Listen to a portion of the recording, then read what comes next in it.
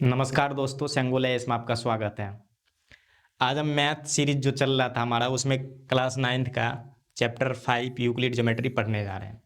तो आइए इसके बारे में पढ़ते हैं। ये फुल चैप्टर वन शॉट में आज हम खत्म करेंगे। तो इसमें जो पढ़ेंगे वो इंट्रोडक्शन पढ़ेंगे, जिसमें हमारा एक्जियूम रहेगा, पोस्टुलेट्स रहेगा। आगे पढ़ेंगे कॉन्सेप्ट पढ़ेंगे, इंपॉर्टेंट पॉइंट्स और टर्म के बारे में पढ़ेंगे, और फिर सॉल्व ऑल एनसीईआरटी क्वेश्चन, मतलब एनसीईआरटी जितने भी क्वेश्चन है वो सब सॉल्व करेंगे।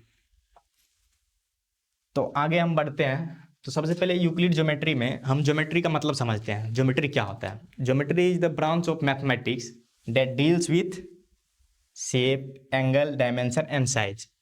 ठीक है, मैथमेटिक्स का एक ब्रांच होता है ज्योमेट्री, जिसमें क्या पढ़ते हैं हम? किसी चीज़ के शेप के बारे में पढ़ते हैं, उसके डायमेंशन के बारे में पढ़ते हैं, उसके साइज के बारे में पढ़ते हैं। ठीक है, इस सब के बारे में, एंगल के बारे में पढ़ते हैं। ठीक है, तो ये क्या होता है? ज्योमेट्री होता है। ज्योमेट्री दो वर्डों से मिलकर बना है, जियो प्लस मेट्रो। ठीक है, जियो मतलब होता है अर्थ और मेट्रो मतलब होता है मेजरमेंट। ठीक है, मतलब अर्थ का मेजरमेंट, अर्थ का मेजरमेंट। ठीक है, अर्थ का मेजरमेंट। इसका क्या मतलब है अर्थ का मेजरमेंट? अर्थ का मेजरमेंट है कि जब बहुत साल पहले भूमि जमीन होता था, जमीन को नापने के लिए कुछ ना कुछ चाहिए था, उसका डायमेंशन, मतलब बहुत जमाने, जैसे कि वो पिरामिड्स आप जानते होंगे, पिरामिड्स कैसे बना है। अब देखिए पिरामिड का अगर शेप देखा जाए तो उसको, उसमें ज्योमेट्री बहुत ही यूज हुआ है। ठीक है, तो इसी सब के बारे में हम कहाँ पढ़ते हैं? ज्योमेट्री के अंदर पढ़ते हैं। ठीक है, तो आज जो हम पढ़ेंगे वो पढ़ेंगे यूक्लिड्स की ज्योमेट्री। ठीक है, ज्योमेट्री में बहुत लोगों ने, बहुत से मैथमेटिशियन ने बहुत कुछ दिया, लेकिन आज जो हम पढ़ेंगे वो क्या पढ़ेंगे? यूक्लिड्स की ज्योमेट्री। तो यूक्लिड्स ने ज्योमेट्री में क्या क्या दिया है उसके बारे में पढ़ेंगे। यूक्लिड सबसे पहले एक्जियम और पोस्टुलेट्स, यूक्लिड्स एक बुक बनाया था जिसमें उन्होंने एक्जियम और पोस्टुलेट्स के बारे में लिखा था। इन्होंने ज्योमेट्री को एकदम बदल के रख दिया। तो उसी के बारे में, एक्जियम और पोस्टुलेट होता क्या है? एक्जियम और पोस्टुलेट ना एक यूनिवर्सल ट्रूथ होता है। क्या होता है? यूनिवर्सल ट्रूथ, मतलब सर्वव्यापी सत्य। इसे प्रूफ या वेरीफाई की जरूरत नहीं होती है। प्रूफ या वेरीफाई की जरूरत नहीं है। ठीक है, एकदम यूनिवर्सल ट्रूथ है। ठीक है, प्रूफ या वेरीफाई की जरूरत नहीं है इसको। तो पढ़ते हैं, एक्जियम और postulates are the assumption which are obvious universal truth, they are not proved. मतलब इसे हम प्रूव नहीं करते हैं। ठीक है, ये एकदम ट्रूथ है तो है। ठीक है, mainly postulates are used for specially geometry and axiom are used for specially algebra. Postulates जो होता है वो किसके लिए यूज होता है? ज्योमेट्री के लिए। और एक्जियम जो होता है यूज किसमें होता है? ज्यादातर अलजेब्रा के लिए। ठीक है, और थ्योरम, दूसरा बात आ जाता है थ्योरम क्या होता है? थ्योरम एक स्टेटमेंट्स होता है। ठीक है, लेकिन उसे प्रूफ करना पड़ता है। थ्योरम को क्या करना पड़ता है? प्रूफ करना पड़ता है। पोस्टुलेट्स और एक्जियम को प्रूफ की जरूरत नहीं है। ठीक है, किसके द्वारा प्रूफ करते हैं इसको? डिफिनेशन के द्वारा, किसी भी चीज के, एक्जियम और पोस्टुलेट्स के हेल्प से। और जब यूक्लिड्स जी जब ज्योमेट्री के बारे में बता रहे थे तो उन्होंने पॉइंट्स के बारे में भी बताया था, प्लेन्स के बारे में भी बताया था, सब कुछ के बारे में बताया था। लेकिन इसे अनडिफाइंड टर्म कहा गया। क्यों? कुछ अनडिफाइंड टर्म रह गया, जैसे पॉइंट, लाइन और ए प्लेन। क्योंकि जब पॉइंट्स, लाइन और प्लेन को डिफाइन करा यूक्लिड जी ने, तो इसे मैथमेटिशियन द्वारा जो है ना एक्सेप्ट नहीं किया गया। ठीक है, क्योंकि एकदम जो डिफिनेशन होना चाहिए एकदम वो नहीं होता था। डिफिनेशन में कुछ ना कुछ रह ही जाता था। ठीक है, इसलिए, लेकिन डिफिनेशन डिफाइन तो करा था। ठीक है, तो आगे पढ़ते हैं। तो आगे जो है यूक्लिड डिफिनेशन में सबसे पहले पॉइंट को कैसे डिफाइन कराया था यूक्लिड जी ने? बोला था point is that which has no part. मतलब पॉइंट वो होता है जिसका कोई पार्ट नहीं होता है। जैसे देख लो, ये पॉइंट है, इसका कोई पार्ट नहीं है। पार्ट का मतलब क्या? ना लेंथ है ना ब्रेथ है। ठीक है, ये नहीं बोल सकते हम 2 मीटर लंबा है 4 मीटर चौड़ा है, पॉइंट के बारे में नहीं। अगर इतना वाला भी अगर पॉइंट बोल देंगे तो ये भी पॉइंट ही होगा। अगर एक बिंदा भी डाल देंगे ऐसे तो ये भी पॉइंट ही कहलाएगा। ठीक है, तो पॉइंट का नाम नो पार्ट, पॉइंट का कोई पार्ट नहीं होता। अगर बड़ा सा भी पॉइंट अगर लिख दिए पॉइंट है तो ये भी पॉइंट ही है। अगर एक ऐसे भी कर दिए तो भी पॉइंट ही है, इसका कोई पार्ट नहीं होता। ठीक है, दूसरा हो जाता है line is a breathless length. एक लाइन, जैसे कि लाइन देखिए, ये होता है लाइन। ठीक है, अब लाइन क्या होता है? लाइन जो होता है ना, दोनों तरफ हम बढ़ा सकते हैं। और इसका ब्रेथलेस, ब्रेथलेस मतलब सिर्फ लंबाई होती है। मतलब हम इसको ये बोल सकते हैं कि लेंथ होता है 4 सेंटीमीटर 5 सेंटीमीटर कुछ भी, लेकिन लेंथ होगा सिर्फ लंबाई। इसका हम ये नहीं बोलते कि विड्थ 4 सेंटीमीटर है, मतलब मान लीजिए इतना मोटा लाइन है, ठीक है, वैसे सीधी लाइन होना चाहिए, मान लीजिए इतना मोटा लाइन है, फिर भी ये लाइन ही होगा, इसका ही सिर्फ लेंथ ही कहलाएगा ही, जैसे 4 सेंटीमीटर मान लीजिए है, इसका हम ब्रेथ या हाइट नहीं बता सकते, ठीक है, वो लाइन होता है। और लाइन को हम दोनों तरफ बढ़ा सकते हैं। The ends of a line are point. Line की जब एंड में पॉइंट लग जाए, मतलब लाइन के जो एंड में होता है वो क्या होता है, पॉइंट होता है, ठीक है। अ straight line is a line which lie evenly with the points on itself. अब बताया गया कि एक स्ट्रेट लाइन, मान लीजिए एक स्ट्रेट लाइन, ये कैसे बनता है। अब मान लीजिए एकदम वैसे पॉइंट देते जाइए, एकदम चिपचा, ऐसे ऐसे पूरा चिपका चिपका के पॉइंट देते जाइए। अगर इसको ध्यान से देखिएगा ना तो एक पॉइंट की तरह दिखाई देगा, यानी कि जो लाइन जो बना रहता है वो छोटे छोटे पॉइंट से बना रहता है, ठीक है। भले हमें दिख नहीं रहा है लेकिन पॉइंट हजारों पॉइंट, लाखों पॉइंट, करोड़ों पॉइंट से बना है, एकदम इस पे पॉइंट है, जो कि दूर से लगता है कि एकदम मिला हुआ है, ठीक है, लेकिन ये पॉइंट से बना होता है, ठीक है, straight line. A surface that which has length and breadth only. एक सरफेस होता है जिसका क्या होता है, लेंथ और ब्रेथ। सरफेस मतलब मान लीजिए ये बोर्ड है, ये भी एक सरफेस ही है, ठीक है, इसका सिर्फ एक लेंथ होगा और एक ब्रेथ होगा, ठीक है। The edge of a surface are line. कोई भी सरफेस है उसका जो एज होगा, मतलब ये किनारा होगा, क्या होगा, लाइन होगा, ठीक है। A plane surface is a surface which lie evenly with the straight line on itself. एक प्लेन सरफेस की बात करा जाए, जैसे बोर्ड एक प्लेन सरफेस है, ठीक है, कहीं ऊपर नीचे, अगर लाइन इस पे खींचा जाए तो सब बराबर ही दिखेगा, ठीक है। तो क्या एक प्लेन सरफेस है। तो प्लेन सरफेस क्या बताया गया कि स्ट्रेट लाइन से बना होता है, मतलब मान लीजिए स्ट्रेट लाइन एकदम पूरा डालते जा रहे हैं डालते जा रहे हैं, तो क्या बन जाएगा, एक प्लेन सरफेस बन जाएगा, पूरा चिपका चिपका है। जैसे लाइन किससे बना था, पॉइंट से, लाखों करोड़ों पॉइंट्स, वैसे एक सरफेस जो होता है लाखों करोड़ों लाइन, स्ट्रेट लाइन से। आगे बात करते हैं हम इंटरसेक्टिंग लाइन और पैरेलल लाइन के बारे में।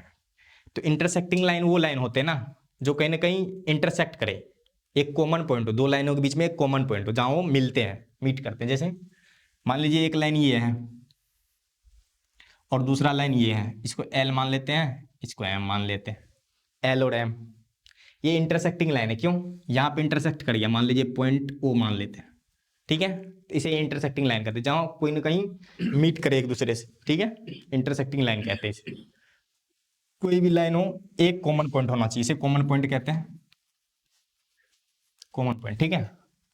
अब पैरेलल लाइन बहुत इंपॉर्टेंट है। पैरेलल लाइन क्या होता है, देखिए पैरेलल लाइन वो होता है ना, मान लीजिए एक एल लाइन है और ये भी एक एम लाइन है, ये दोनों पैरेलल लाइन तब कहलाएंगे ना जब इनकी दूरी एकदम कांस्टेंट हो। मान लीजिए यहाँ पे 4 सेंटीमीटर है तो यहाँ से भी ये भी 4 सेंटीमीटर है, इसके एंड पे भी क्या होगा, 4 सेंटीमीटर ही होगा। ये नहीं कि यहाँ 4 सेंटीमीटर है, यहाँ से दूरी 3 सेंटीमीटर या 2 सेंटीमीटर या 1 सेंटीमीटर, ठीक है, कांस्टेंट होता है। क्या होता है, कांस्टेंट रहता है, डिस्टेंस क्या रहता है, कांस्टेंट रहता है, इसे ही पैरेलल लाइन कहता है। और ये कभी इंटरसेक्ट नहीं करते हैं।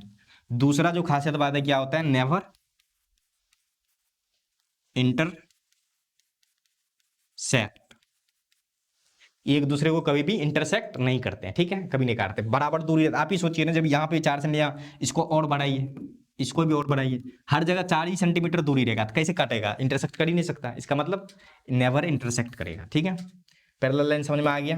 पैरेलल लाइन क्या होता है, दो लाइन ऐसी जिसकी कांस्टेंट दूरी पे रखा रहता है, मतलब कांस्टेंट रहता है डिस्टेंस, और वो नेवर इंटरसेक्ट, कभी भी इंटरसेक्ट नहीं कर सकता, ठीक है। आगे बढ़ते हैं। अब जो हम बात कर रहे थे पहले कि एक्जियोम और पोस्टुलेट जो यूनिवर्सल ट्रूथ होता है उसी के बारे में पढ़ते हैं। तो यूक्लिड्स की जो एक्जियोम है उसके बारे में बात कर लेते हैं, एक एक करके बात करेंगे। तो पहला एक्जियोम जो है वो बोल गया है, things which are equal to the same things are equal to one another. इसका क्या मतलब है, बोल रहा है कोई भी चीज, दो चीज एक ही के बराबर है तो वो आपस में भी बराबर होगा। मतलब मान लीजिए यहाँ पे x 2 के बराबर है, ठीक है, और एक दूसरा है y, ये भी किसके बराबर है, 2 के बराबर। तो x और y जो है ना ये भी आपस में बराबर होगा, x और y क्या होगा, आपस में भी बराबर होगा। यही बात इस लाइन में कहा गया, things which are equal to the same things, किसी एक ही, इसको मान लीजिए सेम थिंग है, ठीक है, x भी 2 के बराबर है और y भी 2 के बराबर है, ठीक है। Things which are equal to the same things are equal to one another, एक दूसरे के भी क्या होता है, बराबर होता है, इक्वल होता है, ठीक है। बात समझ में आ गई होगी। और दूसरा उदाहरण मान लीजिए एक लाइन है इसको मान लेते हैं पी वी, इसको मान लेते हैं ए बी, ए सी, इसको कुछ और मान लेते हैं एम एन, ठीक है, एम एन मान लेते हैं। अब यहाँ पे मान लीजिए कि पी बी जो है, पी बी किसके बराबर है, ए सी के, ठीक है, पी बी किसके बराबर ए सी के, और एम एन क्या है, एम एन भी ये किसके बराबर है, ए सी के, एम एन, ठीक है, एम एन भी किसके बराबर है, ए सी के। तो अब क्या होगा, पी बी और एम एन ये भी आपस में बराबर होगा, क्यों, ये दोनों चीज एक ही के बराबर है, ए सी लाइन के बराबर है, ठीक है, ए सी लाइन के बराबर है, समझ में आया बात। तो पी बी और एम एन भी आपस में बराबर होगा, ये क्वेश्चन भी आएगा, ठीक है। दूसरा है if equals are added to equals the wholes are equal. कहने का मतलब ये है कि कोई भी दो चीज इक्वल है, अगर उसमें कुछ जोड़ते हैं तो जो बाद में उसका रिजल्ट आएगा वो भी क्या होगा, बराबर ही होगा, समझ में आ गई। मान लीजिए यहाँ पे x+2 है, ठीक है, और ये इक्वल है किसके, y+2 के। अब इसमें ये दोनों बराबर है, तो इसमें हम क्या करते हैं, कुछ जोड़ देते हैं, मान लेते हैं इधर भी 3 जोड़ दिए और इधर भी 3 जोड़ दिए, तो अब जो रिजल्ट आएगा ना, ये रिजल्ट जोड़ के और इसका रिजल्ट, ये भी आपस में क्या होगा, बराबर होगा। बात समझ में आ गया, होल आर इक्वल। तीसरा है कि if equals are subtracted from equals the remainders are equal. मान लीजिए कोई चीज है जैसे कि x+8 इक्वल y+8, दोनों बराबर है, मान लीजिए दोनों क्या है, बराबर है। तो दोनों बराबर है, अगर इक्वल में से इक्वल सब्ट्रैक्ट, अब दोनों में से अगर इक्वल सब्ट्रैक्ट, मान लीजिए इसमें से -2 कर दिए, तो -2 कर देंगे तो यहाँ क्या बचेगा, 6। अब इसमें भी से भी -2 कर देंगे तो क्या बचेगा, यहाँ पे भी 6 बचेगा, सॉरी यहाँ पे हुआ है, ठीक है, यहाँ पे भी 6 बचेगा।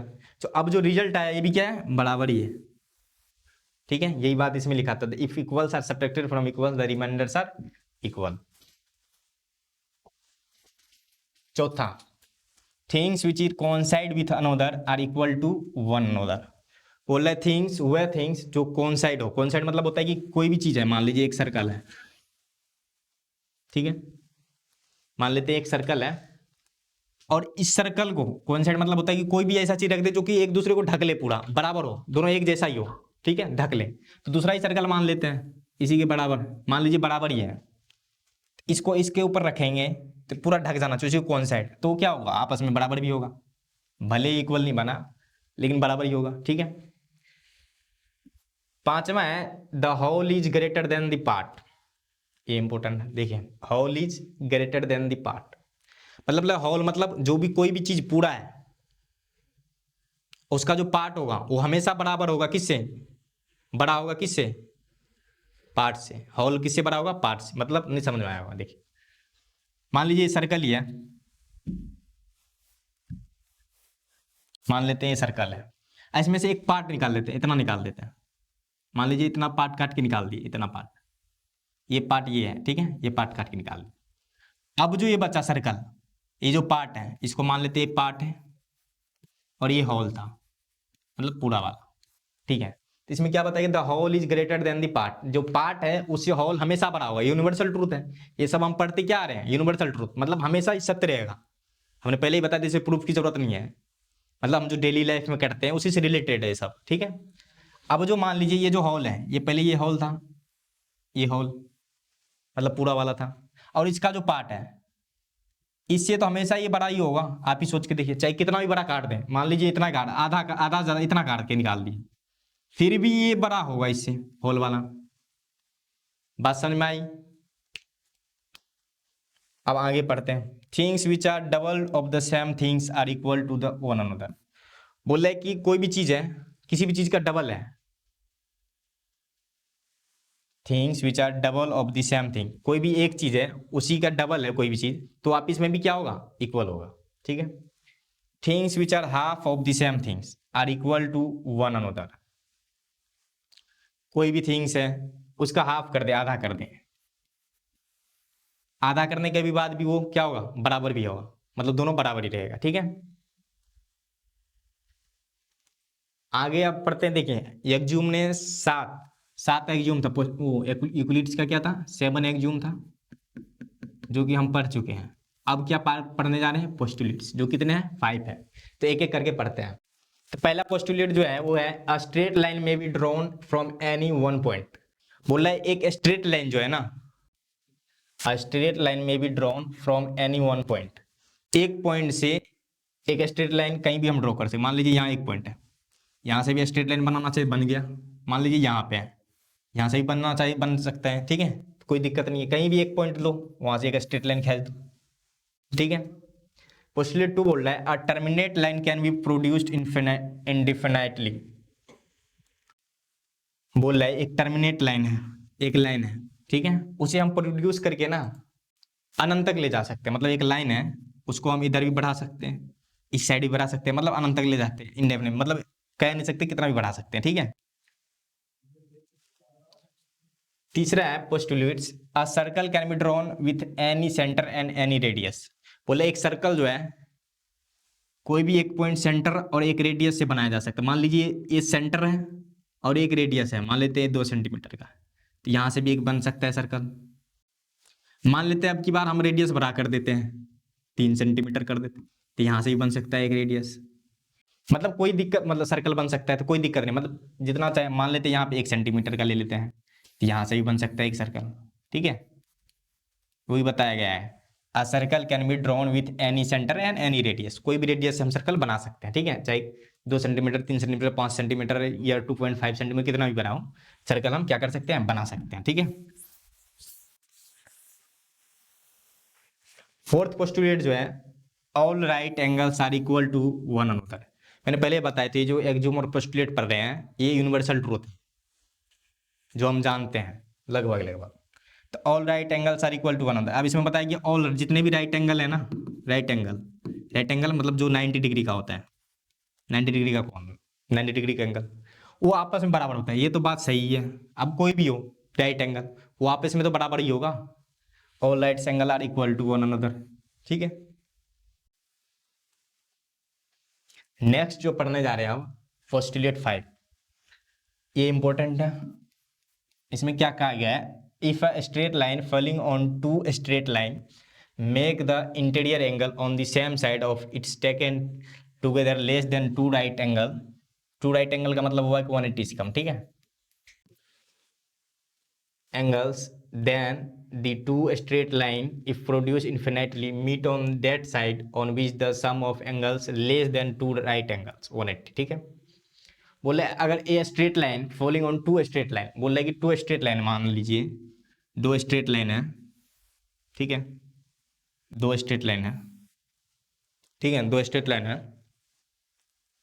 इसको थोड़ा ऐसे बनाते हैं, ठीक है, 2 स्ट्रेट लाइन है और एक स्ट्रेट लाइन इसमें फॉल कर रहा है, मान लीजिए, ठीक है, स्ट्रेट लाइन फॉल कर रहा है। अब इसमें बताया गया कि ये जो 2 लाइन है, ये जो 2 लाइन है मान लेते हैं एल और एम, ठीक है, एल और एम, और इसको मान लेते हैं पी है। तो ये जो स्ट्रेट लाइन 2 है ये वहां पे मीट करेगा जाके, मतलब उस साइड जाके मीट करेगा जहां पे 180 से क्या हो, कम हो एंगल। कहां पे मीट करेगा, जहां पे 180 से एंगल कम हो। मान लीजिए इसको बढ़ाते गए, मान लेते हैं इधर 180 से कम है, थोड़ा फिगर गड़बड़ बन गया,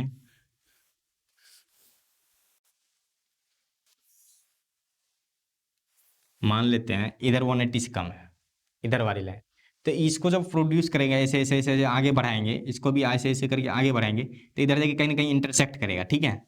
तो कहाँ पे इंटरसेक्ट करेगा, जहां पे 180 से कम हो, 180 से कम हो, ठीक है, एंगल। जो नेक्स्ट हम पढ़ने जा रहे हैं अब, वो आप क्वेश्चन करने जा रहे हैं। तो पहला क्वेश्चन है which of the following statement are true और फॉल्स, मतलब ट्रू और फॉल्स है। Only one lines can pass through a single point, बोला एक सिंगल पॉइंट से एक ही लाइन पास कर सकता है, नहीं। देखिए एक सिंगल पॉइंट से, एक पॉइंट है, यहाँ से हम इन्फिनाइटली बहुत सारी लाइन पास कर सकते हैं। मान लीजिए यहाँ से एक लाइन पास कर दी, यहाँ से भी एक लाइन पास कर देते हैं, यहाँ से भी एक लाइन पास कर सकते हैं, यहाँ से भी एक एक दो, देखिए एक ही पॉइंट से पास हो रहा है सब लाइन, तो इन्फिनाइटली मैनी, तो ये क्या हो गया, फॉल्स। पहला वाला क्या हो गया, फॉल्स, ठीक है। पहला वाला जो हमारा हो गया क्या हो गया, फॉल्स हो गया, ठीक है, पहला वाला फॉल्स हो गया। दूसरा there are infinite number of lines which pass through two distinct point, मतलब दो पॉइंट्स है, मान लीजिए एक ये पॉइंट है और एक पॉइंट ये है। बोले यहाँ से बहुत सारे लाइन पास कर सकते हैं हम, नहीं इन्फिनाइटली नहीं। अगर दो पॉइंट हो उसके बीच में सिर्फ एक ही लाइन पास हो सकता है। दो पॉइंट के बीच में क्या हो सकता है, एक ही लाइन, इसके सिवा कोई पास ही नहीं कर सकता। आप करके देख लीजिए, मान लीजिए एक और लाइन पास करने की कोशिश करिए, पास ही नहीं होगा, पास हुआ नहीं हुआ। अगर दूसरा करने का कोशिश करिएगा तो इसी पर लाइन बनेगा, यानी कि वही लाइन। एक ही दो लाइन की, दो लाइन से एक ही, मतलब दो पॉइंट से, टू डिस्टिंक्ट पॉइंट से एक ही लाइन पास कर सकता, तो ये भी क्या हो गया, फॉल्स। तीसरा, terminate line can B produce infinitely on both the side.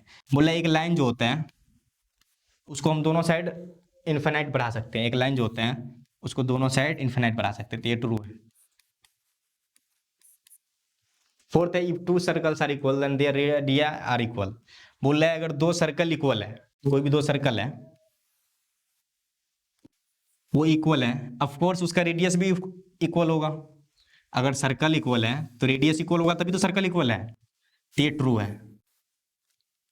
मान लीजिए 2 सेंटीमीटर का है तो ये भी 2 सेंटीमीटर का होना चाहिए, तभी तो दोनों वो सर्कल बराबर होगा। समझ में आई बात। फिफ्थ में बोल गया है in figure 5.9 A B equal, मान लेते ए बी है, ये पी क्यू है और ये एक्स वाई। तो बोला गया A B equal P Q, मतलब ए बी की इक्वल क्या है, ये है पी क्यू, ये बराबर है इसके, और पी क्यू के बराबर क्या है, ये एक्स वाई। तो A B equal X Y, क्या ए बी के बराबर होगा एक्स वाई, हाँ। अभी हमने पढ़े थे थोड़े देने की, कोई भी दो चीज एक ही के बराबर हो तो आपस में भी बराबर होता है। तो ये दोनों, ये जो है और ये है, वो किसके बराबर है, इस पी क्यू के, तो आपस में भी ये दोनों बराबर होगा, यानी कि ये ट्रू है।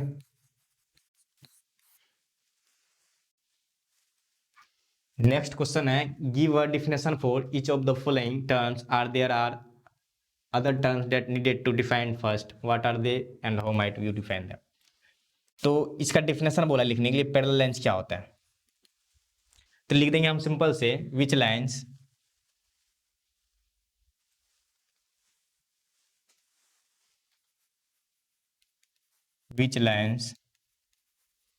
are never intersect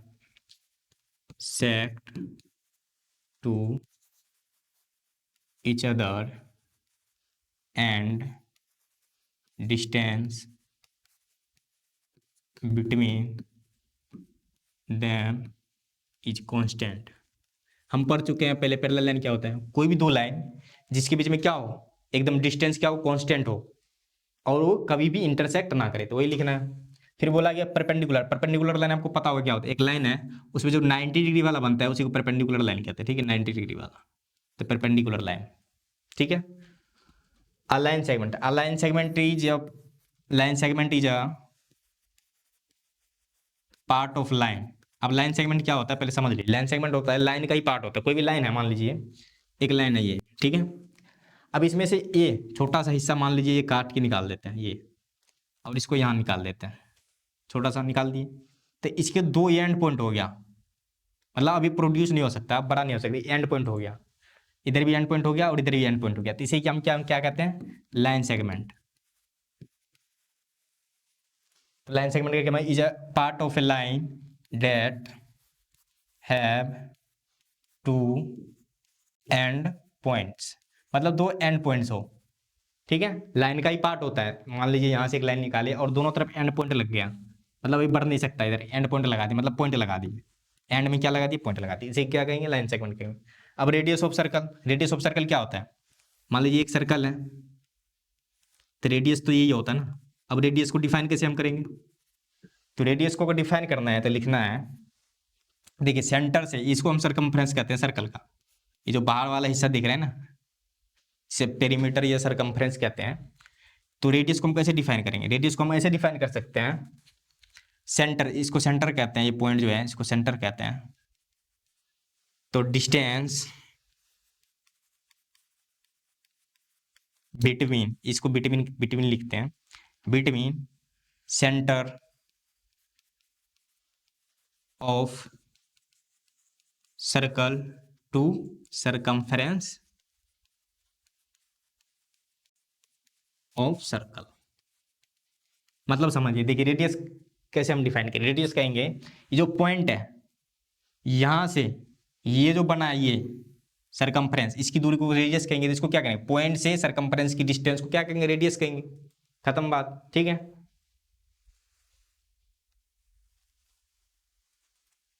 next slide पे आते हैं। तो नेक्स्ट है क्वेश्चन नंबर थर्ड, उतना इंपॉर्टेंट नहीं है। इसमें बोला गया है पहला, given any two distinct point A and B, there exist a third point C which is line between A and B. बोल गया कि एक ए एंड बी है, ए एंड बी है, ठीक है, ए एंड बी है। क्या इसके बीच में थर्ड पॉइंट सी लाई कर सकता है? ऑफकोर्स कर सकता है। सी मान लेते हैं, यहाँ कर लेते हैं सी पॉइंट, ठीक है।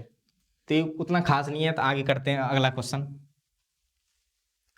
फोर्थ में है, if a point C lie between two points A and B such that A C equal B C, then prove that A C equal half of A B, explain by drawing the figure. बोल दिया गया है if a point C lie between, एक A and B है line, A and B line है, और इसके बीच में एक सी लाई कर रहा है, पॉइंट सी लाई कर रहा है इसके बीच में। तो बताया गया है, गिवन है, देखिए ऐसे क्वेश्चन में हम ज्योमेट्री में जब भी करते हैं सबसे पहले गिवन लिखना है। गिवन क्या हम दे रखा है, ए भी एक लाइन है और उसके बीच में एक सी लाइन है, ठीक है। अब प्रूफ हमें क्या करना है, प्रूफ हमें करना है, एक लाइन है ए बी और इसके बीच में कहीं एक सी लाई कर रहा है, ठीक है, बीच में। और ए सी किसके बराबर है, बी सी के, मतलब ये वाला किसके बराबर है, बी सी। ये गिवन हमें कहाँ है, गिवन है, ठीक है, ये गिवन। जो ए सी इक्वल बी सी है, अब देखिए ए सी और ए सी दोनों साइड हम मान लेते हैं by adding A C on both side. ये वाला जो साइड है ए सी दोनों में जोड़ देते हैं, दोनों साइड। अगर ए सी इसमें जोड़ेंगे, ए सी प्लस ए सी, और इसमें भी बी सी वाले में भी ए सी जोड़ेंगे। हम ये पढ़ चुके हैं पोस्टुलेट में, किसी भी चीज़ में बराबर चीज़ में बराबर चीज़ जोड़ा जाए तो कोई फर्क नहीं पड़ता है, बाकी जो रिजल्ट आएगा वो भी क्या होता है, बराबर ही होता है। तो ये कितना हो गया, two A C equal B C plus A C. अब देखिए बी सी प्लस ए सी क्या है, ए बी, ठीक है। तो ए बी किसके बराबर हो गया, ये देखिए दो इधर क्या है, मल्टीप्लाई में है ए सी के साथ, तो इधर क्या हो जाएगा, डिवाइड हो जाएगा। तो A C equal half of A B, ये हमारा प्रूव्ड हो गया, ठीक है। तो हमारा क्वेश्चन नंबर 4 भी खत्म हो गया। क्वेश्चन नंबर 5 है कि point C is equal to mid point of line segment A B. एक लाइन सेगमेंट ए बी है, ए बी है मान लेते हैं, वहाँ पे एक सी है बीच में, मिड पॉइंट, मतलब बीच में mid point. Prove that every line segment has one and only one mid point. अब इसमें बोला गया कि कोई भी लाइन सेगमेंट है, एंड पॉइंट है तो लाइन सेगमेंट होगा, उसमें सिर्फ एक ही मिड पॉइंट होता है। ये तो ऑफकोर्स एक ही मिड पॉइंट होगा, दो तो हो नहीं सकता है। मिड पॉइंट का मतलब होता है कि दोनों को बराबर हिस्सों में, अब कोई भी एक ही पॉइंट दोनों को बराबर हिस्सों में बांट सकता है। अगर कहीं भी हम पॉइंट लगा मान ले यहाँ, तो बराबर तो हिस्सों में बांटेगा नहीं, इसका मतलब एक ही पॉइंट रहेगा। लेकिन इसे प्रूफ करने के लिए बताया गया। तो प्रूफ हम ऐसे क्वेश्चन में करते हैं कि पहले हम मान लेते हैं दो पॉइंट, मान लेते हैं यहाँ पे एक और पॉइंट है डी, जो कि मिड पॉइंट ही है। तो लेट कर लेते हैं, let another point, another mid point lies between A B is D, ठीक है, डी मान लेते हैं। तो अब जो डी होगा, देखिए अब क्या होगा, ए बी का आधा, मतलब ए से पहले तो ए सी क्या होगा, ए बी का आधा, ठीक है। ऐसे ही ए डी क्या होना चाहिए, ए बी का आधा होना चाहिए। इसको इक्वेशन फर्स्ट मान लेते हैं और इसको सेकंड मान लेते हैं, ठीक है। क्योंकि दोनों मिड पॉइंट है हमने माना है, तो दोनों क्या होना चाहिए, दोनों आधा बराबर होना चाहिए, दोनों आधा आधा होना चाहिए, ठीक है। अब क्या करते हैं, फ्रॉम सब्ट्रैक्ट कर देते हैं, सब्ट्रैक्ट। देखिए कोई भी इक्वेशन सॉल्व करने का तीन मेथड होता है, एडिंग, सब्ट्रैक्टिंग या इक्वलिटी, ठीक है। तो हम इसे सब्ट्रैक्ट करेंगे। तो subtract equation second from first. जब हम करेंगे A C half of A B, फिर A D equal half of A B, तो यहाँ पे हमें अगर सब्ट्रैक्ट करेंगे तो क्या बचेगा, ए सी में से ए डी गया। अब यहाँ पे अगर सब्ट्रैक्ट करेंगे यहाँ पे, तो A C minus A D equal में क्या बच गया, ये सब तो कट गया माइनस करके, तो जीरो बचा। यानी कि जो जो पॉइंट होगा ना सी और डी, वो आपस में बराबर होगा। सी और डी क्या होगा, आपस में बराबर। कहने का मतलब ये है कि वो जो पॉइंट होगा दूसरा भी, वो भी सी पे ही लाइक करेगा। मतलब जो मिड पॉइंट है, एक ही एक मिड पॉइंट होगा, यानी कि डी भी क्या है, सी पे ही लाइक कर रहा है, यानी कि एक ही एक मिड पॉइंट है। ये बात हमें प्रूफ हो गया। नेक्स्ट क्वेश्चन है A C equal B D, then prove that A B equal C D. हमें गिवन, सबसे पहले गिवन लिखना होता है ज्योमेट्री में। क्या है, A C equal B D, ये हमें दे रखा है। ए सी इक्वल क्या है, बी डी, यानी कि ए सी, ये वाला लाइन जो ए सी है, ये किसके बराबर है, बी डी, यानी यहाँ पे एक बी डी है, बी और डी के बराबर है। ठीक है, ये आपस में क्या है, बराबर, एक गिवन है। और हमें प्रूव क्या करना है, प्रूव करना है A B equal C D. To proof A B equal C D proof करना है। अब देखिए A C equal B D हमें दे रखा है, A C equal B D. अगर ए सी में से बी सी हटा दे, ध्यान, ए सी जो है इसमें से बी सी हटा दे तो ए भी बच जाएगा। तो ऐसा काम करते हैं, ए सी इक्वल जो बी डी है, ए सी में से माइनस क्या कर देते हैं, बी सी। ठीक है, ए सी में से माइनस करेंगे बी सी। हमें प्रूफ क्या करना था, A B equal C D, यानी कि ए बी और सी डी लाना है। तो जब ए सी में से हम बी सी करेंगे, ये जो पूरा ए सी वाला लाइन है ये वाला, इसमें से हम इतना सा माइनस कर देंगे तो ए बी बचेगा, ए बी बचेगा। फिर जो ये बी डी है, यानी ये बी डी, ये जो बी डी है, इसमें से अगर बी सी हम माइनस कर देंगे सी डी बचेगा। जो बी डी है, मान लेते हैं बी डी में से क्या माइनस कर देते हैं, बी डी में से हम माइनस कर देते हैं बी सी, दोनों में क्या कर देते हैं, बी सी माइनस कर देते हैं।